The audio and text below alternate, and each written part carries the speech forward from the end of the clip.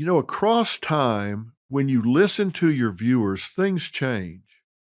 The questions that you get sent in change because one of the things we prided ourselves on most was listening to our viewers, talking about what all of you wanted to talk about.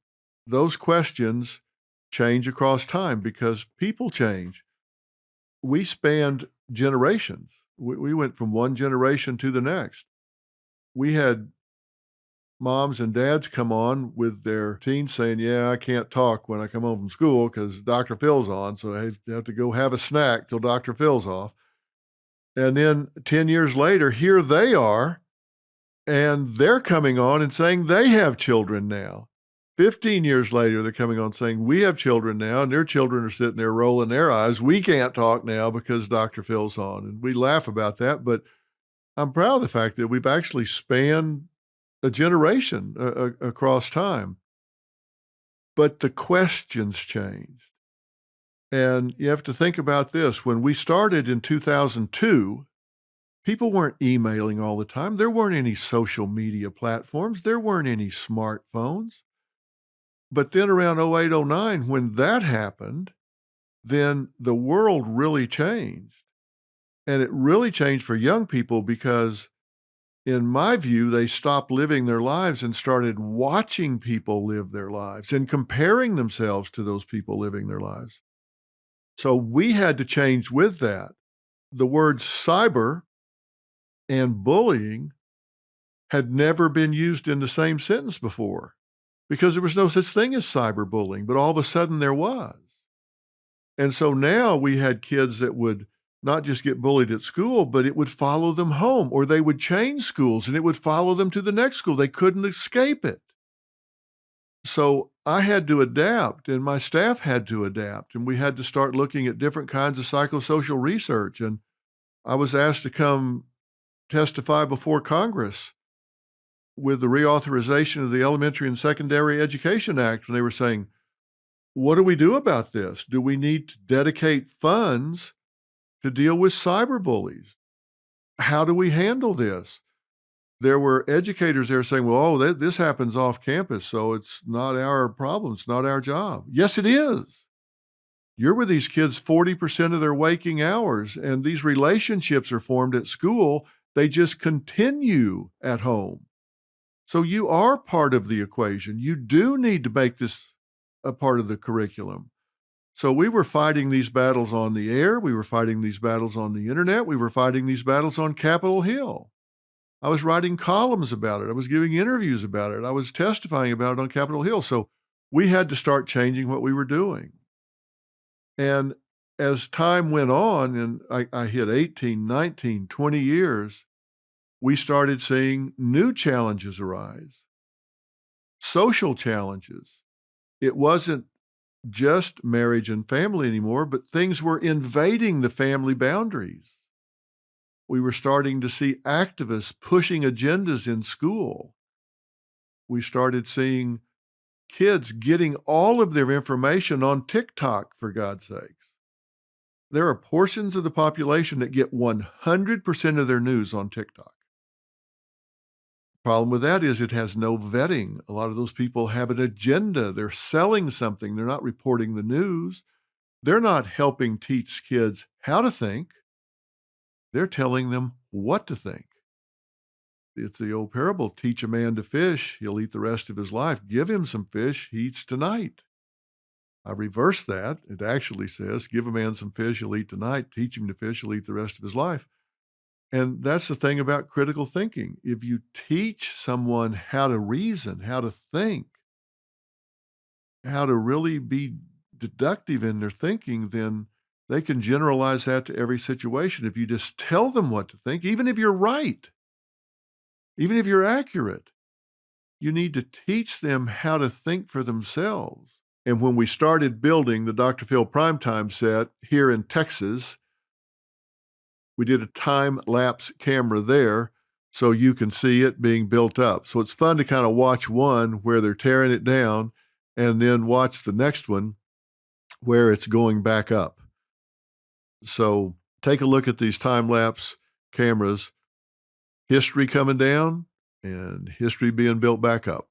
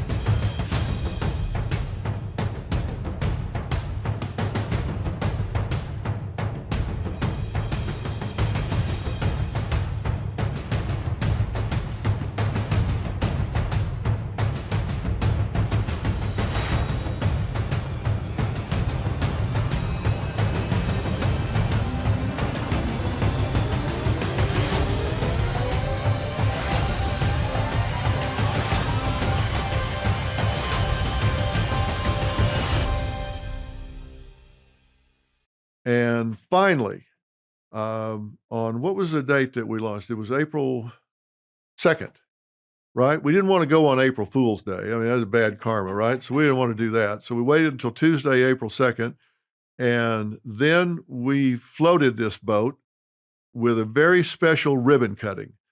And you're going to recognize some people at this ribbon cutting. First, you're going to see that I couldn't find the ribbon to cut because it had a bunch of flowers and greenery all around it. And I had some big scissors and I was afraid of cutting somebody's fingers off. But you're going to see some major players there because this is really, they call this Dr. Phil's network, but it's really Dr. Phil and friends. Steve is part of the Merritt Street family. And look, you all know Steve is hilarious. He's a very funny guy, very talented guy.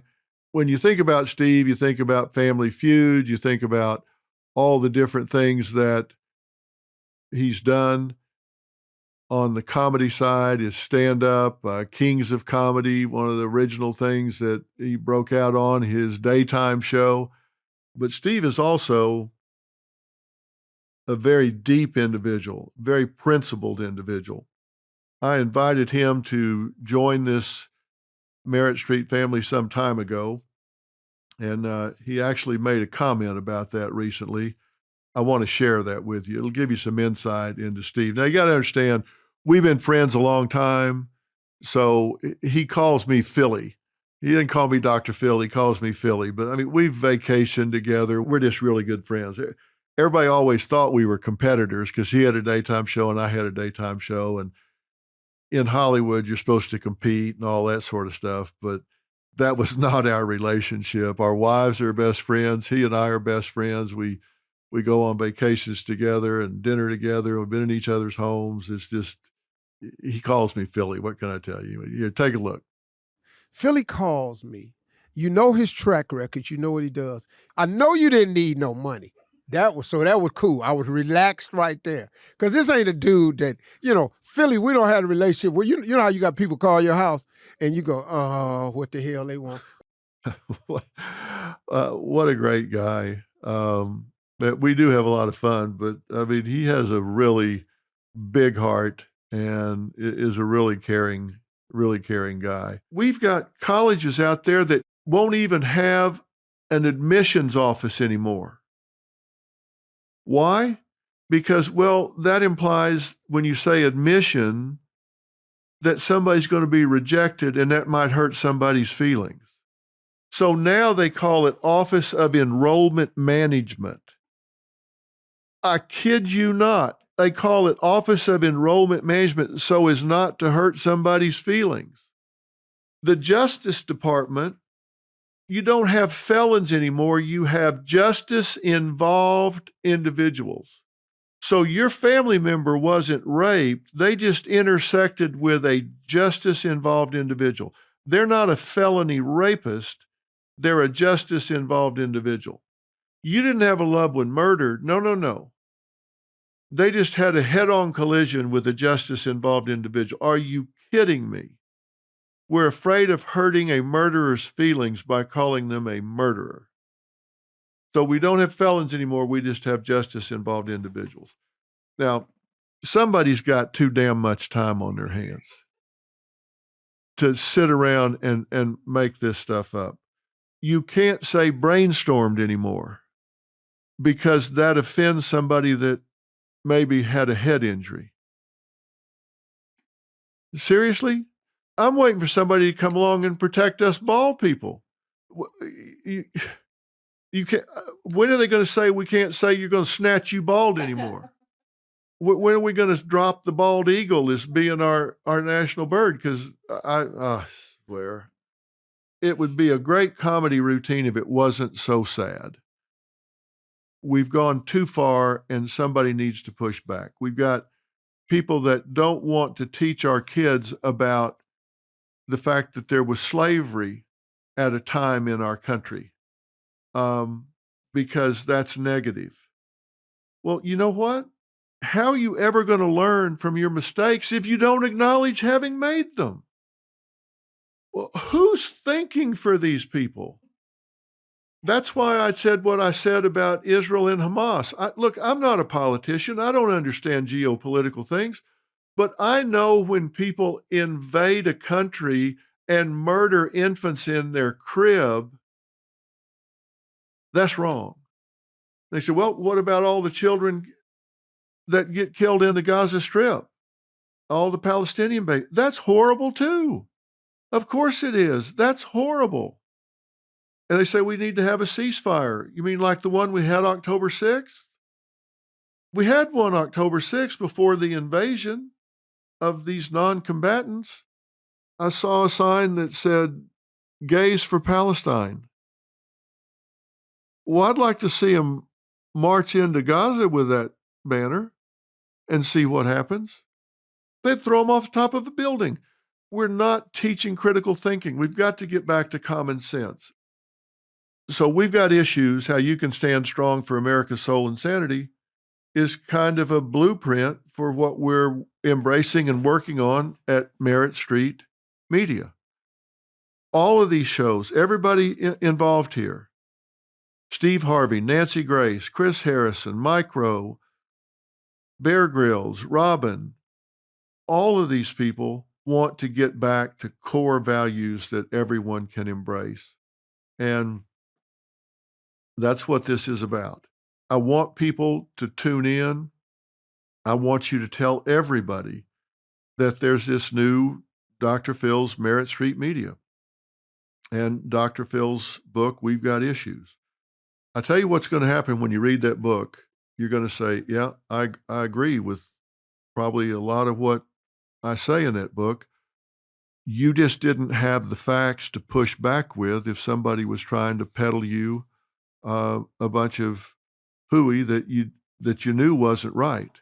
You know, for example, people know that kids shouldn't spend so much time on social media. They don't know how right they are. They don't know that those algorithms are actually designed to target young people. And when I say target, I mean they know what they're doing makes them anxious, depressed, and lonely. And they could change that, but they don't, because if you're emotionally upset, you click more. And they could show them a box of puppies, and they'd think, well, that's really cute, but it's only cute for a little while, and then they quit clicking. But if they can show them something that upsets them, they click harder and longer and more frequent. And that means money. And I prove that in this book, and I challenge anyone, invite anyone to fact check anything in that book, because I did.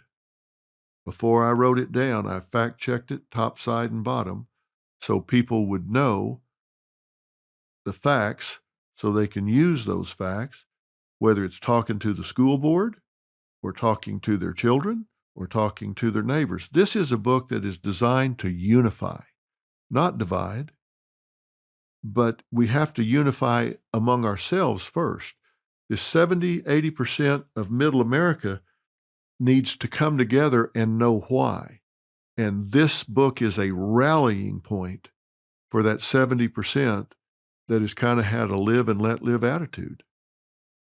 This is what they need to say, this is what we're rallying around. These are the values. These are the core values and beliefs that we're rallying around. And this is the science, this is the empirical data that supports those beliefs. And that's what it's all about.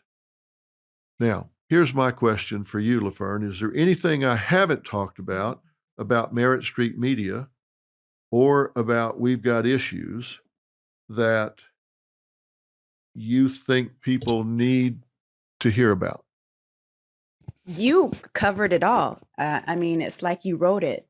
It's great. I think everything that you have is for the people, and that's one thing that we talked about before is how you are able to put these topics in a way that people understand it and can take the facts and learn and grow. And that's what you're about. Now, if you're wondering where all this is taking place, we're right in the Dallas-Fort Worth Metroplex. That puts us in the middle of the country, which means we're easy to get to. So if you want to come be in the audience, if you're in Texas, Dallas-Fort Worth, we'd love to have you in the audience. If you fly in to make a day of it and want to be in the audience, you fly into DFW, come out of the north gate and hang a left. We're like 10 or 12 minutes from the north gate of Dallas-Fort Worth Airport. So, I mean, we are so easy to get to. You come out and take a left on 114 and we're right there. It's just a matter of minutes. And we've put together a really cool experience when you come to be there. And when you go to Merit Street Media, you just click on Be in the Audience and we take care of you like you won't believe. And the studio is so beautiful. Yeah. It's nothing I've ever seen before. It's great. Yeah, it really is state of the art, isn't it? It's state of the art. It's really good.